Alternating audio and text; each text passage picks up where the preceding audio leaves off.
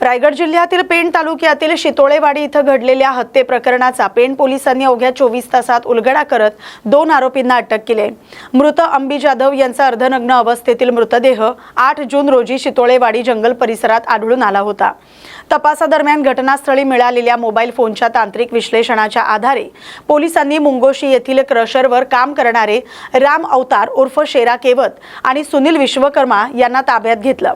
चौकशी दरम्यान दोघांनी गुन्ह्याची कबुली दिली आहे अशी माहिती पोलिसांनी दिली आहे। तपासात अंबी जाधव यांची गळा दाबून हत्या केल्याचं तपासात उघड झालंय। या प्रकरणाचा पुढील तपास पोलीस करत आहेत। गुन्ह्याची पार्श्वभूमी अशी लक्षात येते की सदरचे आरोपी व ही मयत महिला यांची पेणमध्ये भेट झाली। भेट झाल्यानंतर हे आरोपी ह्या महिलेला घेऊन येरवाडीच्या डोंगरावरती गेलेले निष्पन्न झाले आणि तिथे त्यांच्या आपापसात बाचाबाचीमध्ये तिचा खून झाल्याचं समजते माहिती। आगामी आंदोलन सुरू होण्यापूर्वीच पोलिसांकडून आमदार रोहित पवार यांना नोटीस बजावण्यात आली। शिवाजी महाराज चौकातील वाहतूक कोंडी आणि कायदा सुव्यवस्थेचा प्रश्न याचं कारण देत ही नोटीस जारी करण्यात आली। पालिकेने आंदोलनासाठी अन्य मोकळ्या जागांचा पर्याय सुचवला होता, मात्र छत्रपती शिवाजी महाराज चौकातच आंदोलन करण्याच्या भूमिकेवर पोलिसांनी आक्षेप घेतलाय। त्यानुसार ही कारवाई करण्यात आली।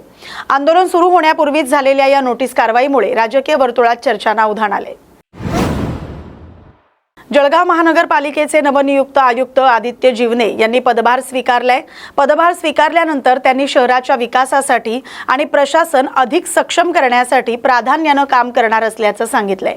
महानगरपालिकेचे उत्पन्नाचा स्रोत वाढवणं तसंच स्वच्छ भारत मिशन अंतर्गत जळगाव शहर अधिक स्वच्छ आणि सुंदर बनवण्याचा मानस त्यांनी व्यक्त केलाय। तरुणाईला प्रोत्साहन देत चांगली आणि प्रभावी सेवा देण्यावर आपला भर राहील असंही त्यांनी स्पष्ट केलंय।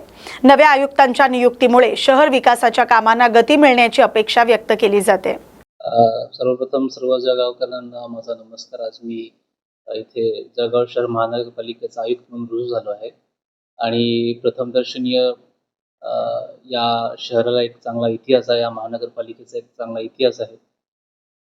सर्व ज्या काही महानगरपालिका आहे देशामध्ये त्यांचे जे मेन मुद्दे आहेत की इथले फायनान्सेस बरोबर नाही किंवा बाकीच्या ज्या काही गोष्टी आहे फंड्स अँड फंक्शनचा यूज, माझा भर इथे ट्रान्सपरन्सी कशी येईल, त्यानंतर इथलं फंड युटिलायझेशन कसा प्रॉपरली होईल, म्हणजे काही कामं जी आहे त्याला टप्प्याटप्प्याने क्वालिटीकडे कसं नेता येईल याच्यावर माझा भर राहील।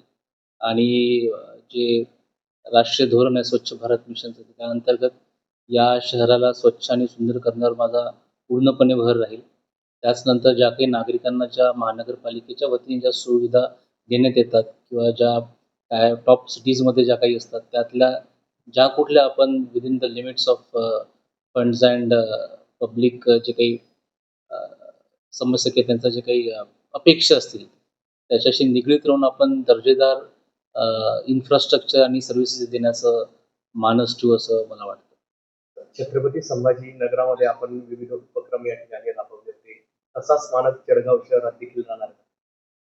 नक्कीच, म्हणजे इथे मनुष्यबळाचा पण एक मोठा प्रश्न आहे आणि ही यंग ऑफिसर म्हणून माझा नेहमी राहील की मी टेक्नॉलॉजी ओरिएंटेशन कसं आणणार, लोकांना त्वरित आणि ई पब्लिक सर्व्हिस डिलिव्हरी कसं होईल याच्यावर माझा भर राहील। तसंच जे माझे स्टाफ असणार आहे या नगरपालिकेचं जे बेस आहे माझा स्टाफ, त्यांना मोटिवेट करून त्यांची कार्यक्षमता वाढवून त्यांच्याकडून चांगले दर्जेदार कामं कशी होतील याच्यावर मी पूर्णपणे भर देईल। तसंच आता बॉडीसुद्धा आहे, तर बॉडींचा समन्वय साधून चांगल्या दिशेने या शहराला घेऊन जाण्याचं मी आज इथे।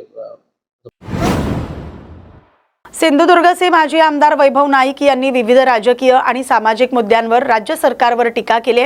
शेतकरी आंदोलन, पालकमंत्री पदाचा प्रश्न आणि विरोधी पक्षांच्या एकत्रीकरणाबाबत त्यांनी आपली भूमिका स्पष्ट केली। आमदार रोहित पवार यांच्या शेतकरी आंदोलनाला पाठिंबा देत कांद्याला योग्य आधारभूत किंमत मिळत नसल्याची टीका त्यांनी केली। तसंच कर्जमाफीच्या अटींमुळे अनेक शेतकरी लाभापासून वंचित राहत असल्याचा आरोपही त्यांनी केलाय। रायगडच्या पालकमंत्री पदाबाबत अंतिम निर्णय मुख्यमंत्रीच घेतील असं ते म्हणाले। तर खरात प्रकरणात विशेष सरकारी वकील म्हणून उज्ज्वल निकम यांच्या नावावर चर्चा सुरू असताना त्यांनी बाजूला राहून इतर वकिलांना संधी द्यावी असं मतही व्यक्त केलंय। विरोधी पक्षाच्या एकत्रीकरणाची गरज अधोरेखित करत भाजप विरोधी लढ्यासाठी समविचारी पक्षांनी एकत्र येणं आवश्यक असल्याचं त्यांनी सांगितलंय। खरं तर रोहित पवारांनी शेतकऱ्यांसाठी आंदोलन केलेलं आहे आणि शेतकऱ्यांच्या प्रश्नासंदर्भात कांदा असून देत यांना आधारभूत किंमत मिळाली पाहिजे म्हणून काही दिवसापूर्वी रस्ता रोको शेतकऱ्यांनी केला होता आणि त्याला योग्य भाव अजूनही सरकार देऊ शकले नाही म्हणून त्यांचं आंदोलन आहे. त्या आंदोलनाला आमचा पाठिंबा आहे. खरं तर हे सरकार शेतकऱ्यांच्या विरोधात हे वारंवार दिसून आलेलं आहे. आज पण कर्जमाफीची घोषणा केली आहे, परंतु कसे कर्जदार शेतकरी बसणार नाहीत हे एवढे नियम त्यामध्ये घातलेले आहेत आणि त्यामुळे या योजना फसव्या आहेत आणि त्याच्या विरोधात जर शेतकऱ्यांच्या विरोधात कोण आंदोलन करत असेल तर त्याला आमचा पाठिंबा राहील. 15 ऑगस्ट पूर्वी रायगडचे पालकमंत्री भरत गोगावले होते असं विधान महेंद्र दळवी यांनी केलं. खरं तर महेंद्र दळवींनी किंवा गोगावलेंनी विधान करून उपयोगाचं नाही. तर माननीय मुख्यमंत्र्यांच्या मनात काय आहे आणि कोणाला करतील किंवा मुख्यमंत्री शिंदेला कुठपर्यंत थांबवतील हा खरं तर प्रश्न आहे. त्यामुळे यांच्या विधानाला कुठलाही अर्थ नाही. तर मुख्यमंत्री ठरवतील तोच पालकमंत्री रायगडचा होईल.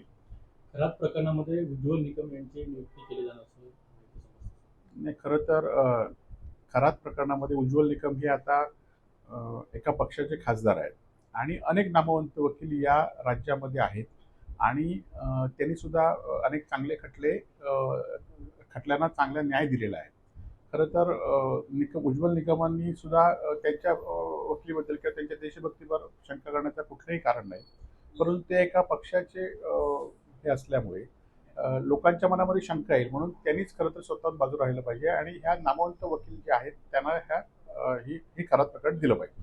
शरद पवार राष्ट्रवादी आणि काँग्रेस विलिनीकरणावर आपलं काय वाटतं? नाही, खरं तर आज जर शरद पवार साहेबांनीच राष्ट्रवादी स्थापन केली आणि त्यांचाच पक्ष फोडत असतील किंवा ममता बॅनर्जींच्याच पक्षामध्ये आता उद्या हक्क सांगतील, कारण या आधी 2 पक्षामध्ये भाजप प्रणित त्या पक्षाने हक्क सांगितलेला आहे, शिवसेना उद्धव बाळासाहेब ठाकरे किंवा शरद पवार राष्ट्रवादीमध्ये, आणि त्यामुळे ह्यामध्ये सांगतील तर ही अत्यंत विरोधी पक्षांनी एकत्र येऊन भाजपच्या विरोधात लढण्यासाठी एकत्र की सगळ्या जे काँग्रेसचे समविचारी पक्ष आहेत त्यांनी एकत्र येऊन विलिनीकरण केलं तर निश्चितपणे भाजपच्या विरोधात लढण्यामध्ये धार निर्माण होईल. शेवटचं अजित पवारांच्या पक्षाच्या वातावरण दिनाच्या निमित्त सुनेत्र पवार यांनी इशारा दिला, पक्ष हिताला प्राधान्य पण अनावश्यक हस्तक्षेप असल्यास विचार केला जातो. नाही, सुनेत्र पवार हे आता नवीन नेतृत्व करत आहेत आणि त्यामुळे राष्ट्रवादीच्या लोकांकडून सुद्धा त्यांच्या अपेक्षा आहेत. परंतु आता ज्या पद्धतीने जे काकडे असतील किंवा आता जैन असतील हे मोठ्या उद्योगपतींनाच राज्यसभा आणि विधान परिषद दिल्यामुळे लोकांच्या मनामध्ये परत शंका येईल आणि त्यामुळे हा पक्ष सुनेत्र पवारांनी लोकांच्या अपेक्षा आहेत. फक्त सुनेत्र पवार मेडिकल दुकानांमध्ये औषध वितरणासाठी केवळ नोंदणीकृत म्हणजेच रजिस्टर फार्मासिस्ट उपस्थित असणं कायद्यानं बंधनकारक आहे.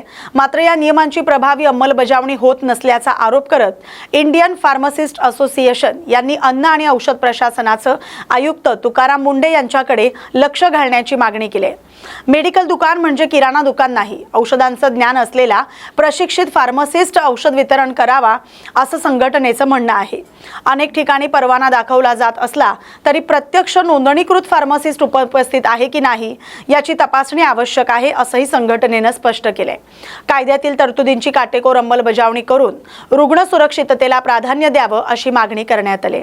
आम्ही इंडियन फार्मासिस्ट असोसिएशन महाराष्ट्र शाखेच्या वतीनं मुंडे साहेबांना लेटर मेल केलेलं आहे की कुठल्याही मेडिकलवर औषध वितरणासाठी केवळ रजिस्टर्ड फार्मासिस्टच असावा.